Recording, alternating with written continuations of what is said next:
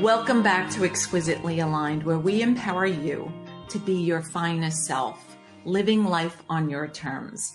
I'm your host, Gina Meyer-Vincent, and today I'm so excited to share someone near and dear to me, Lynette Hoy. Since 1994, I know that sounds like yesterday, but when I see the numbers, it makes me realize it's not yesterday, right? Since 1994, publicity campaign expert Lynette Hoy has practiced public relations in different capacities, inclusive of founding her firm, Firetalker PR, which definitely suits her, 12 years ago. A fiery connector, and that's why I like her, wink, wink, and an idea generator, another thing that I wish I was. She has turned C-suite executives into speakers and thought leaders, featured in major media, including CNN, MSNBC, Inc. magazine, Fortune magazine, and a heck of a lot more. So welcome, Lynette. I am so happy to share this time with you and share you with the world. Thank you so much. It's a privilege. Yes.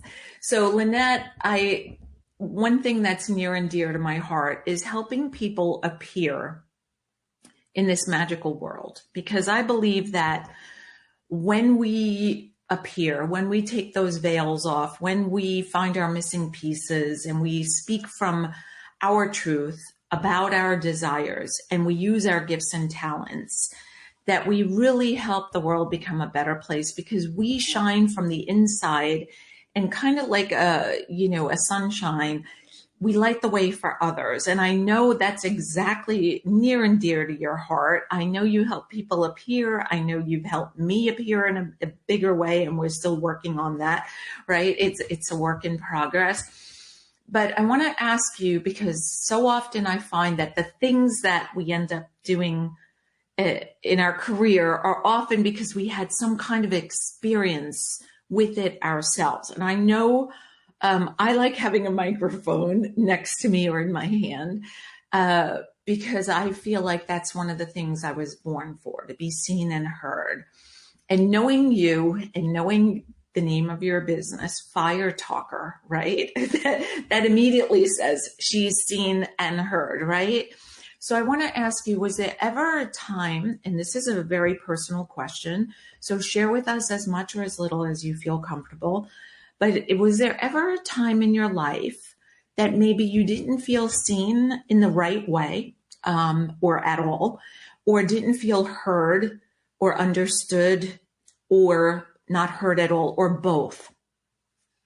Absolutely. And this has traveled throughout my entire life, through my corporate career and into running my business, starting my business. When I was a child, my earliest memory of this is around 5.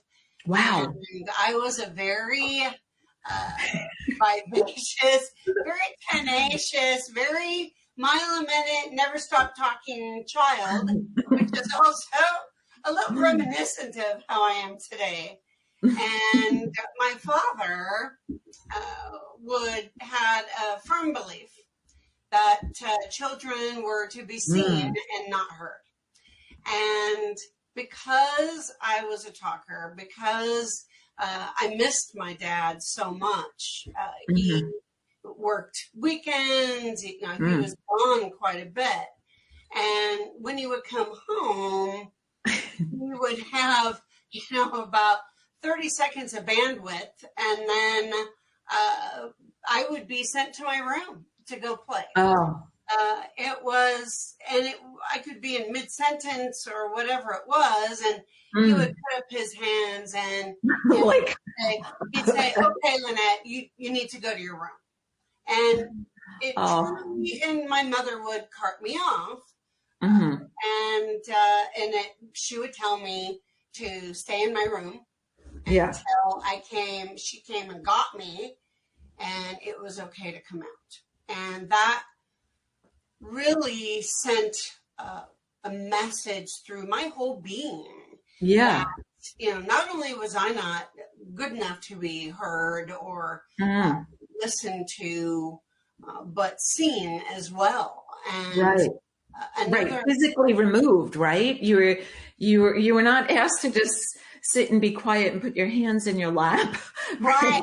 it Like wasn't like you were in, in church, be quiet, okay, sit quietly, or you're in the yes, library back then, but you were actually physically removed. Yeah.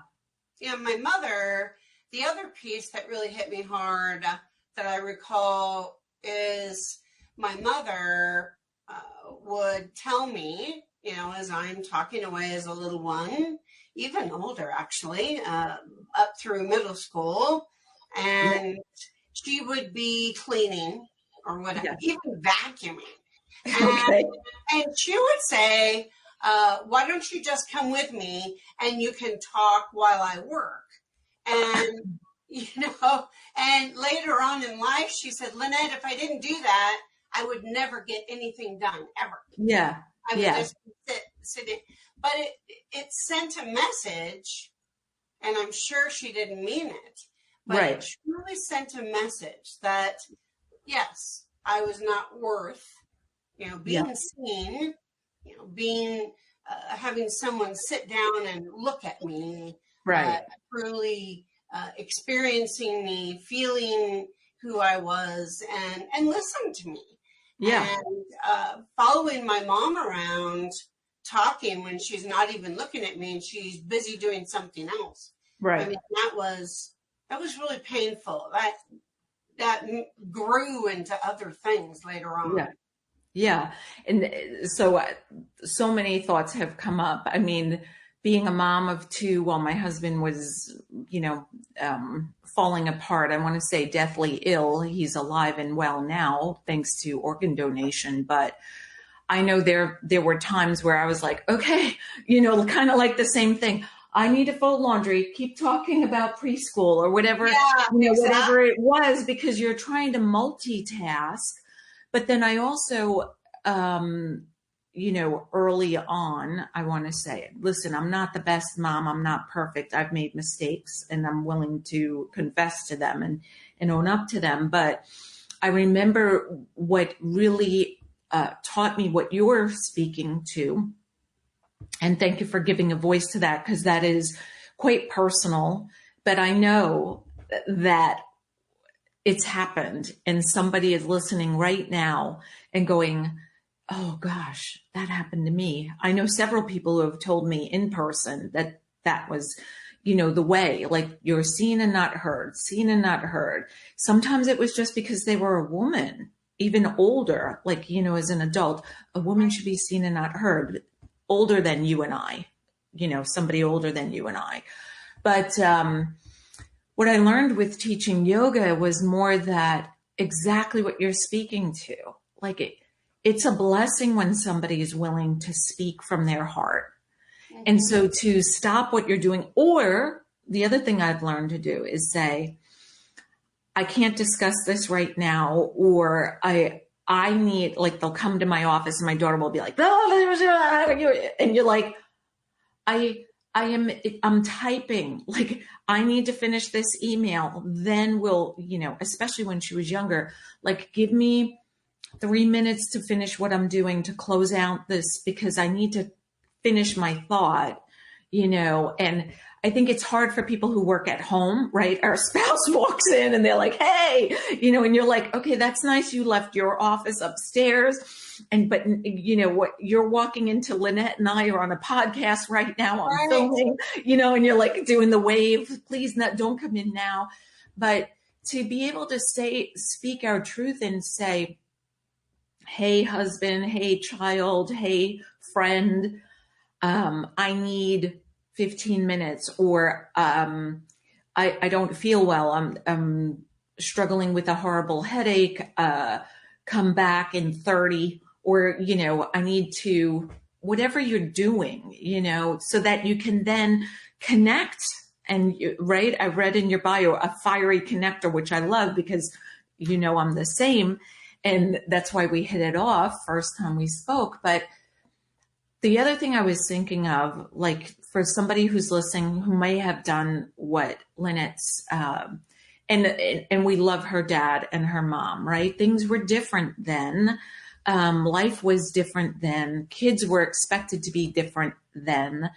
But one thing that I noticed with my husband, because he is not a fiery connector like Lynette and I, but I realized after seeing patients all day, when he was in full patient care, he was so drained mentally of like a new face, a new story, a new face, a new story, whether it was 15 minutes with one, 30, an hour with the other. That was many people coming and going, plus the people in his office talking with him, that he needed, like, I want to say, man cave time. So it was nice. It was weird, but nice in a good way when he had to drive 30 or 45 minutes home, which sounds like a chore. Well, it might be a chore now with gas prices, but back then, but it was actually a way for him to kind of start decompressing so that he could receive little Lynette in a nicer way, And so I think that's a great point, Lynette, like figuring out if we do have those kinds of jobs where we're on, I don't know, you're a doctor like Mark, or somebody who's working with clients all day, or in front of a camera with a ring light in your eyes all day. And you just it's giving a voice to, I love you, little one, but I need to go, I'm going to take a shower, and rinse off and start my day over, or find a way that we can have a routine to like connect. Because Lynette, that brings tears to my eyes, because I know I've done it to my kids at times, not all the time. Well, I'll give you an example. When Mark was sick and I was trying to cook, people were bringing us beautiful meals, but I had to read what I had to do to finish the meal, right? What temperature is this casserole? What am I doing with this salad? Like, okay, put this in, add that. And I hadn't been sleeping for months, and I had been like on edge with him. And Sonia would come in, at the dancer she is, and spin in circles around the kitchen island. And it was just distracting enough that I was like, you can't dance here. Yeah, I'm trying to finish this. So finally I would say to her, I love you dancing. I love you doing cartwheels. Do them, the weather is nice. Go out in the yard, do it, and then come in and I'll have dinner ready.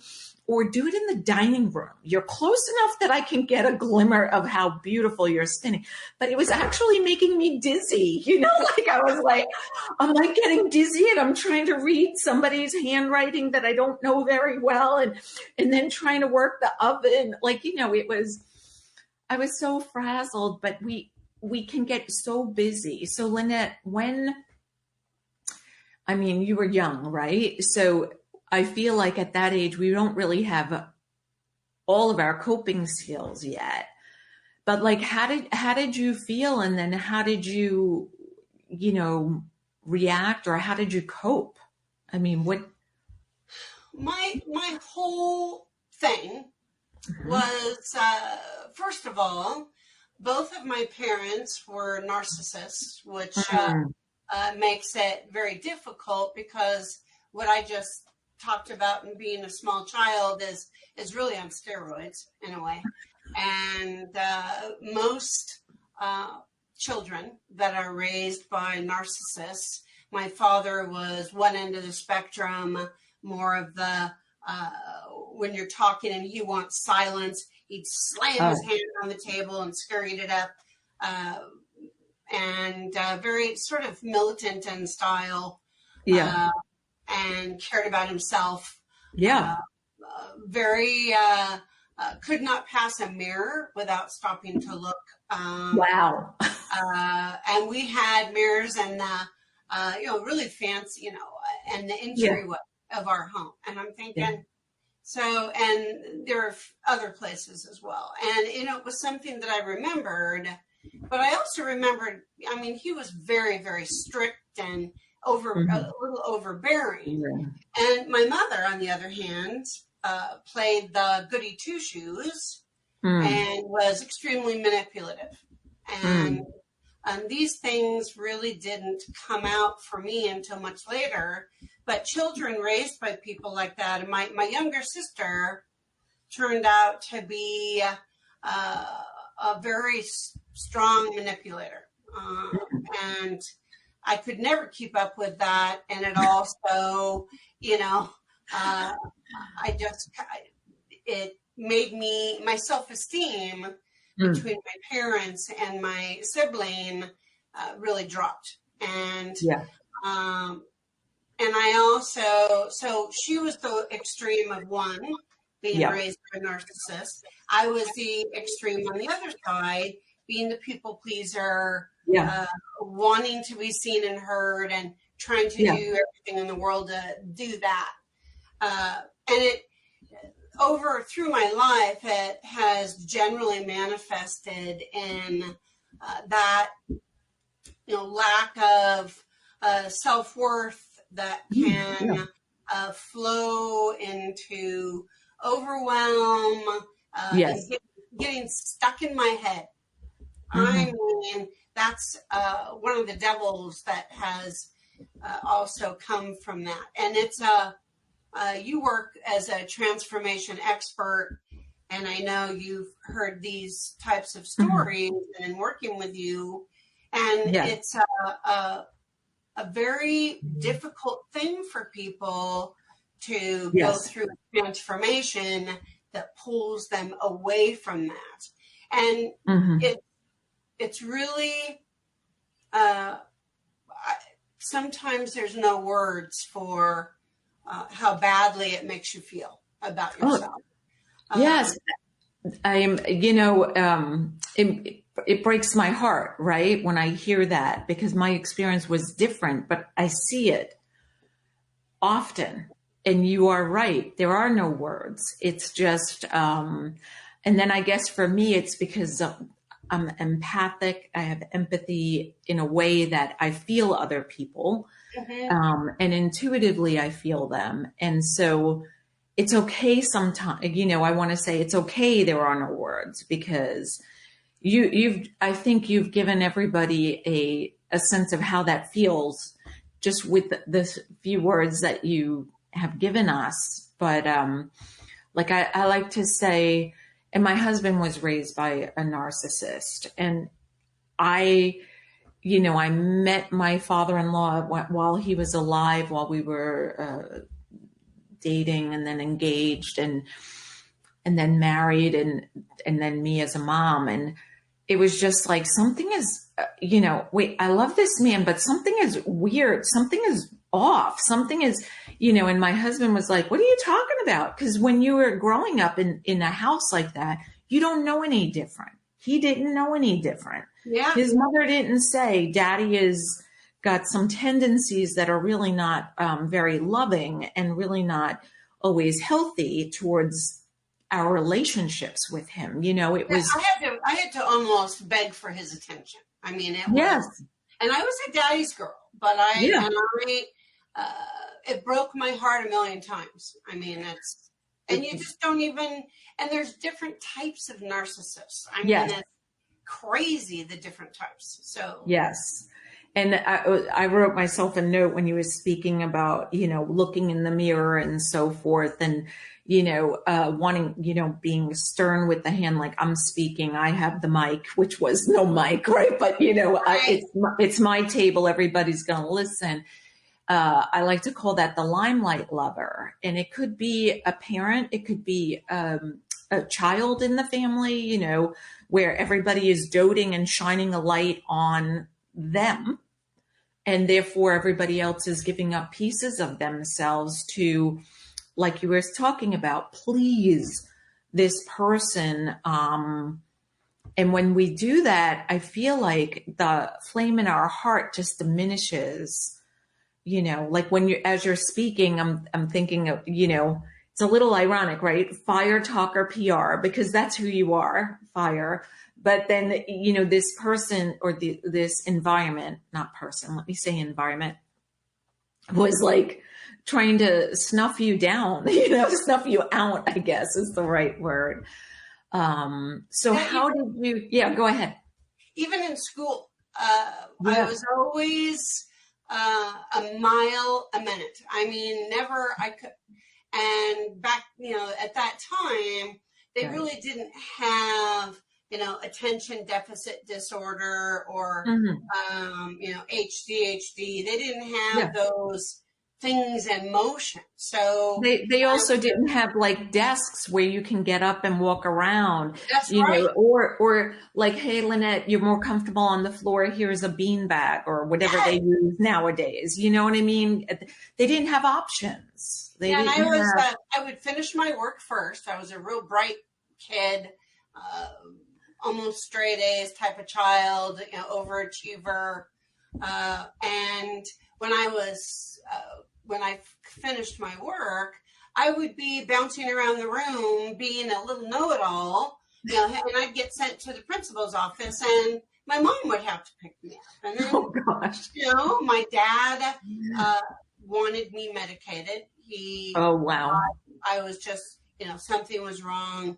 And my pediatrician said, I'm not medicating her with anything. Happy-go-lucky kid, consider yourself lucky. But my parents didn't feel that lucky. Yeah, a happy child who is getting good grades, who has more energy. Give her something to do. Okay, you finished. Would you like to color? Would you like to do jumping jacks over here? Like, Yeah, would you yeah. like Sonia would have liked to started dancing, Well, oftentimes, she had a teacher who said to her, I have to tell you, Sonia got in trouble today by me because she was talking to other people. She goes, and the other thing I have to tell you is I got in trouble for the same thing when I was in fourth grade. So she's like, so it's a little hard for me to reprimand her. And I said, well, maybe one day she'll have her own, TV show like Oprah, and she said, well, that's what my mother always thought about me, and here I am talking all day in front of 24 kids. And so I think if we can see and recognize people for what they are, like if your parents had a way of coping or with a narcissist, it's a little different, but let's just say it was Mr. Rogers and Mrs. Rogers, and if you have a child who has that energy, who loves to share, and you're not able to listen, another option is to ask them to write it down, or nowadays, make a video. Tell me in a video, and when I can sit down, quietly with my cup of tea, I will watch it with you so that we don't forget about what you were going to tell me. Or, Sonia is such a great storyteller, our daughter. I used to tell her, like, write a story for us. It's so fun to hear her imagine and use the brain in another way. Or the child that needs to spin, let them spin, it's hard. I'm thankful that you shared about narcissism, because it's something I think when we're so close, we don't know what's happening. So I'm going to give you just a short, and then you can add in, because you've been in this as the daughter, but I'm sure you've noticed or recognized, I'm guessing, it in marriages as well. And it could be the male or the female. It doesn't matter. And they suck the energy out of the other people around them. And they do it very brilliantly. I mean, it's really like an amazing thing to watch for me. I mean, scary, but amazing. But I found some women in marriages that I worked with who didn't, immediately recognize that they were married to a narcissist. And time went on, and they were people pleasing, like you were saying. I like to call that somebody who's acting like Nora. We'll give her a name, where she's constantly shining the light on them. She's doing everything behind the scenes for them. It's kind of like your manager. They're the manager shining the light. Is the mic right? Is your, lapel correct? Or your woman, your jewel, your necklace right? And then over time, they start giving up these pieces of who they are and what their dreams were and what their, aspirations in life where to the point where they go downhill. And I'm not talking about deep depression, but I'm talking about disconnection, Yeah. where they're no longer. So can you give a voice to that? Because I think I didn't experience it myself personally. I'm just giving you what I've heard, but I'd rather in your words. Yeah. Well, it's common knowledge that we will often marry our parent. Yes, I married my dad. In And many ways, I did. In some ways, not, but in many ways, yes. so it's my first marriage, and I'm married now. It's my second and final.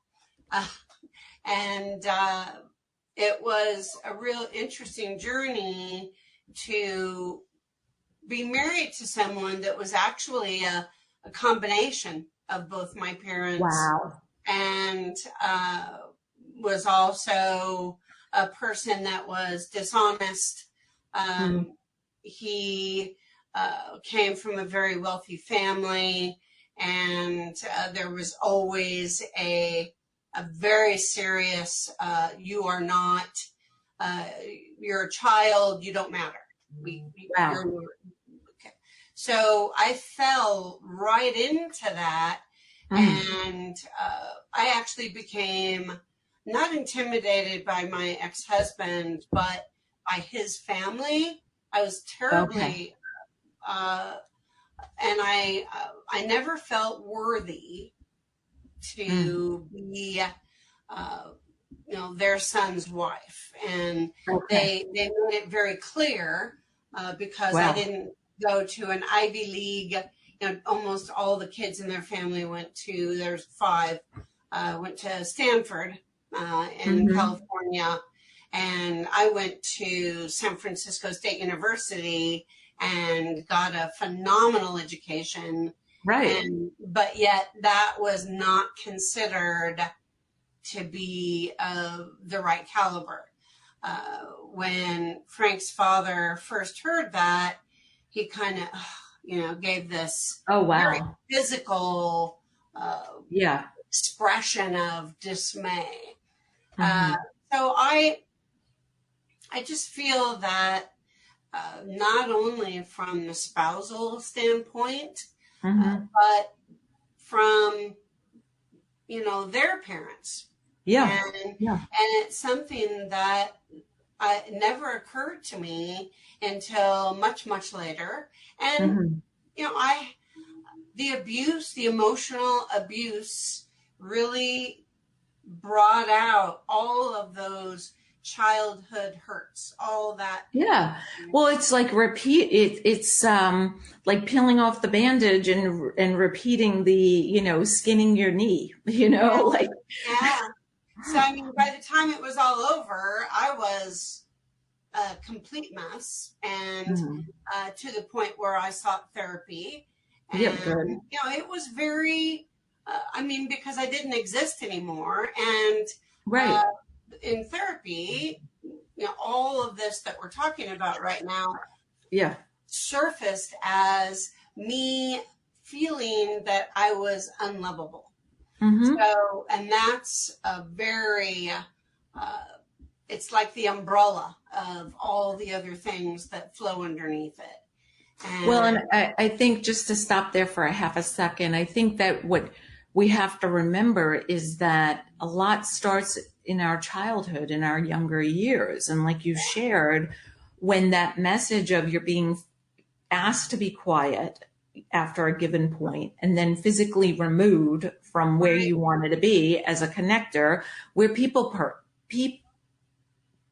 persons. We're people lovers. Whatever people. Thank you. And, I remember like if I got punished for, having an attitude, which I'm sure I did at those ages that the hormones start changing when we're young, the first time they start changing. Right. But, that I used to get sent to my room, and that was like the worst thing because, I was all alone. This was a time where you didn't have a cell phone attached to your hand.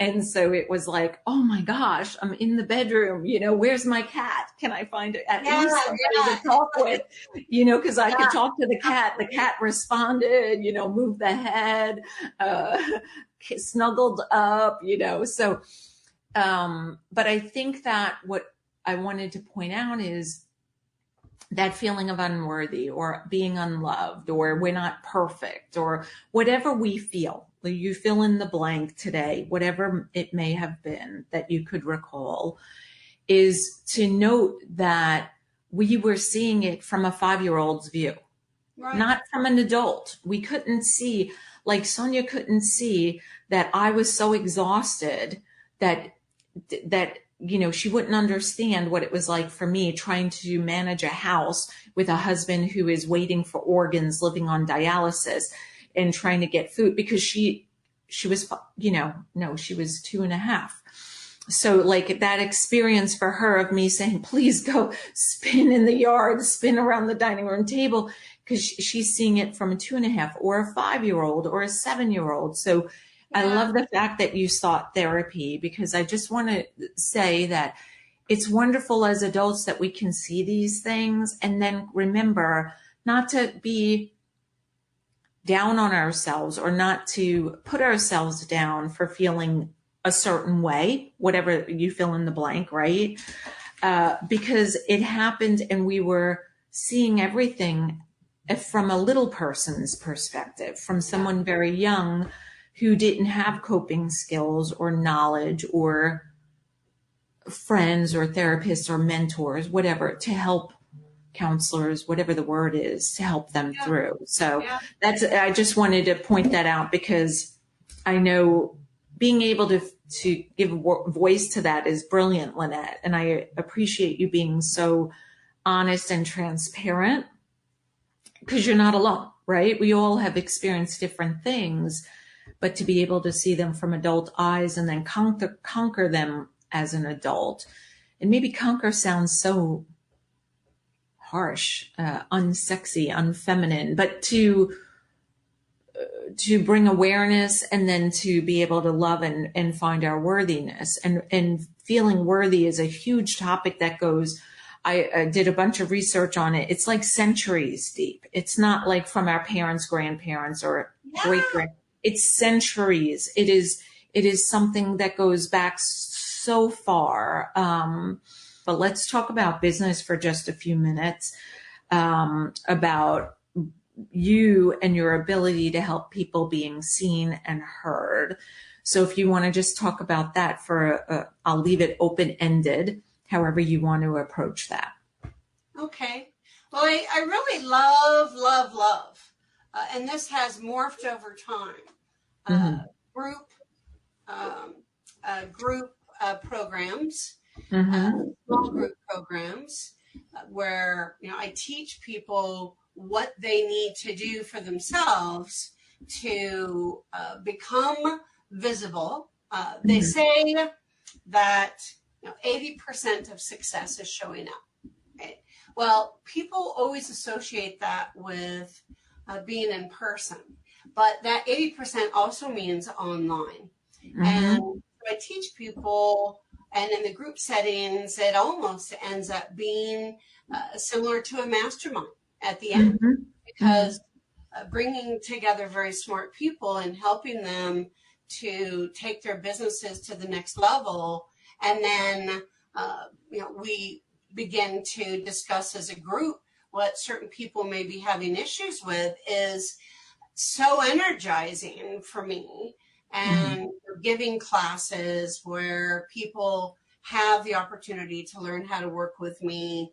And one of my favorite ways is, of course, how you and I work with my VIP mentoring program. And a lot of the reason I created that was because so many people were asking me for that one-on-one attention. Mm-hmm. And because prior to that, in my business, I was doing campaign work for larger organizations, product launches, grand openings, working with authors and speakers, which I still do. And I still do all those other things too.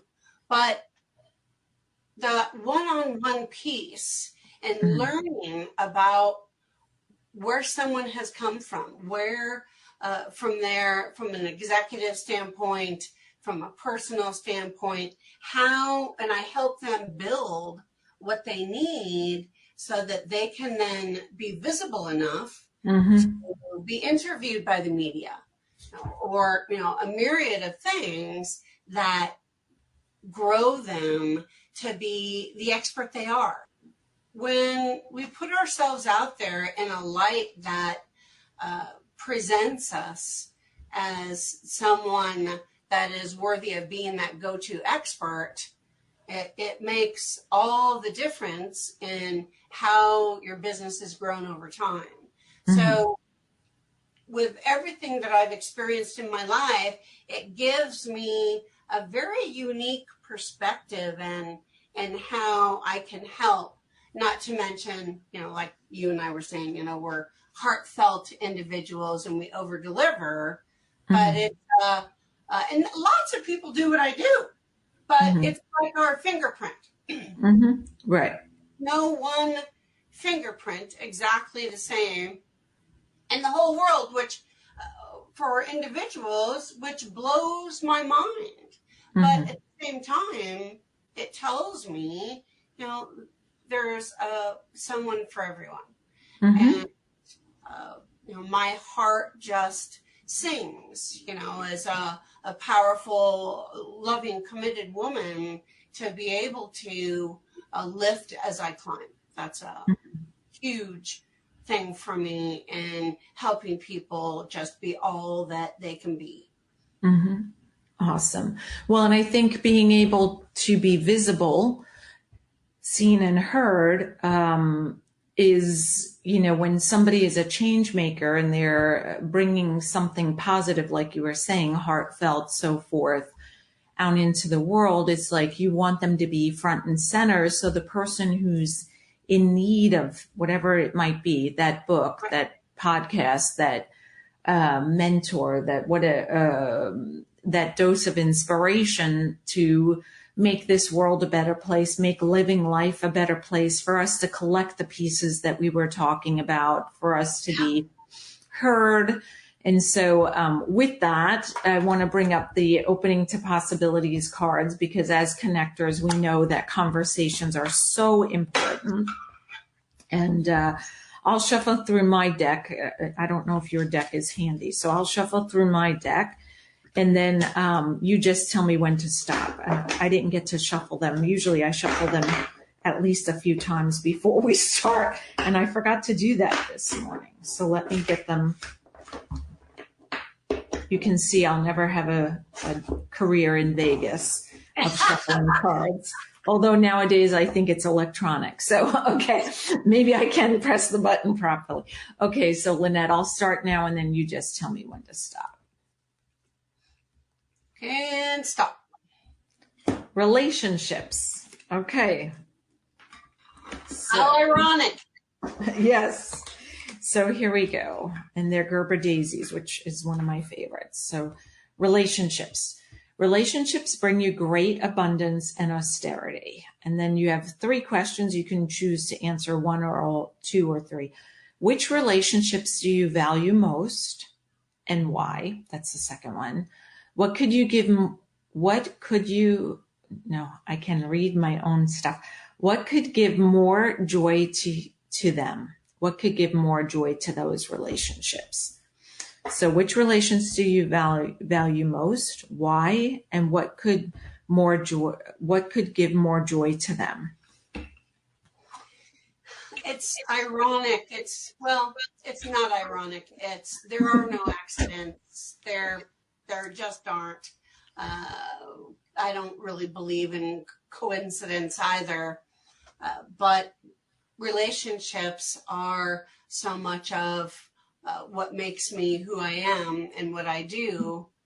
But on a personal level, that relationship would be with my husband. And he and I, like you and your husband, we are polar opposites. And I would want to bring more joy, or how I could bring more joy to that relationship, which he is so patient and giving, and it takes a lot to get him riled. But once he does, that all goes crazy. But what I can do to bring more joy to him is to bring more to myself, to learn how to find more joy around me. And sometimes that's a very difficult thing for me. And when I'm down or overwhelmed and, oh, this isn't working, gotta help me right now, or whatever, that brings him down. And so that can often be really difficult. Joy is a great word. So what I would do, and will do actually, after you reading that card, is go through my deck and find it, because I have the deck, and think about it, and I'm going to write about it. And what comes to the top of my mind is going after something that makes me laugh, and makes me smile, and do more of that. Exactly. And my work brings me a great deal of joy, but life is not just all about Firetalker PR. And I often find that very challenging.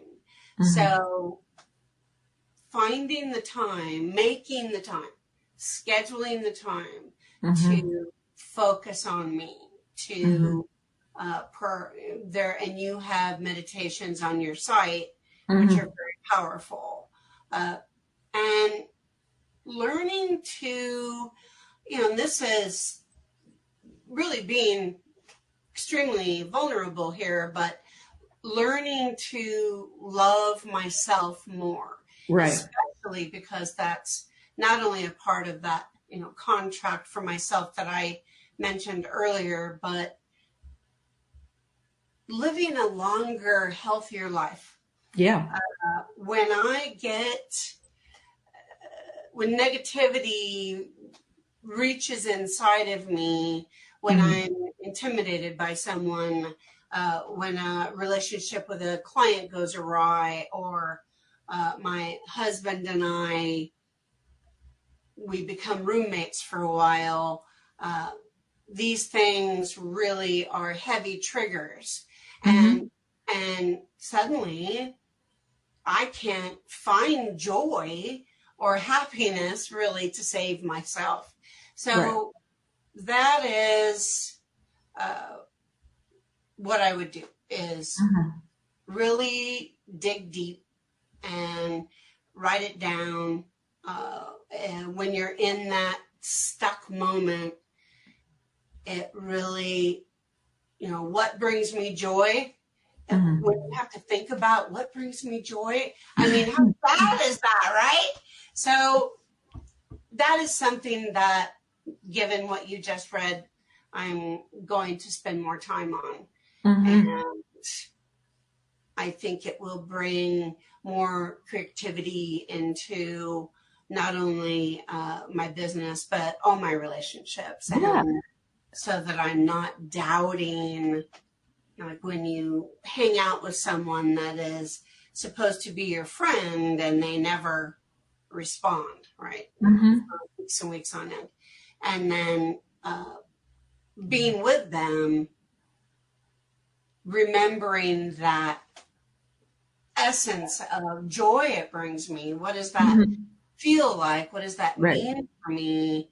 And then bottling it so that I can go back to it and, think about that.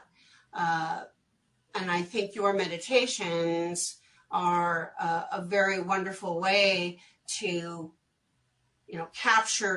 take that joy in the bottle that I found, open the cork and pour it over my head, and moving through that meditation. Mm-hmm. So that's my very long-winded answer to your card.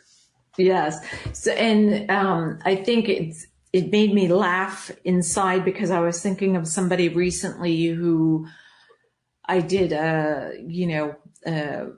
more than a discovery call, but a little session with for something because they wanted to work towards getting a promotion in their career. And then when it came down to, she was like, oh no, I'm fine settling into my life. It's not perfect. It's this, it's that, who really needs my help is my husband. And it's like, it was so sad for me because really when, it boiled down to her level of joy, it wasn't there. And it hadn't been there in a while. And I think that what you said was spot on, Lynette, because when we fill our cup first, when we feel joy, we become contagious. We become sexy. It's probably our husbands, our spouse, see you and I the way they saw us when we were dating, Yeah. And I think that it's so important. So thank you for sharing that. And the meditation that Lynette was mentioning is powerful. And if you want to find it, it's under the For You tab on my website. And it's called, I think I have it. It's very boringly called A Meditation for You and Someone Else because I wasn't very creative that day. But the truth is you fill your cup first with this 5 minute, it's 5 minutes in total. And once you know the words, because it's repetitive, you don't even have to listen to my voice. You can do it yourself, but in less than probably 3 minutes. But, it's so powerful to fill your cup first. And then the lovely thing about the meditation is you get to fill someone else's cup, and it really does change relationships. So Lynette, thank you for sharing that. But how can people find you? Where can they find you? And I believe you have a gift for them today that will also be here at the bottom. So if you didn't catch her saying it, please don't worry. The link is here below. So people can reach out to me either via email and this will, I'm sure, be in the show notes, Lynette at firetalkerpr.com. So you'll be able to get the spelling there. And of course, my website goes into detail on several things, and that's firetalkerpr.com. But the big thing that I want to bring to the table here is a gift that is going to help you get started on, getting the wheels turning, things you can put into action right now, 21 tips to get visible starting now. Mm-hmm. And you can easily get that complimentary gift at igniteyoursvisibility.com. Beautiful. Awesome. Well, thank you, Lynette. And it's so important. I mean, showing up, and not just from a public relations point of view, but if you are a mother, a father, if you're a wife, a husband, a girlfriend, a boyfriend, a sister, brother,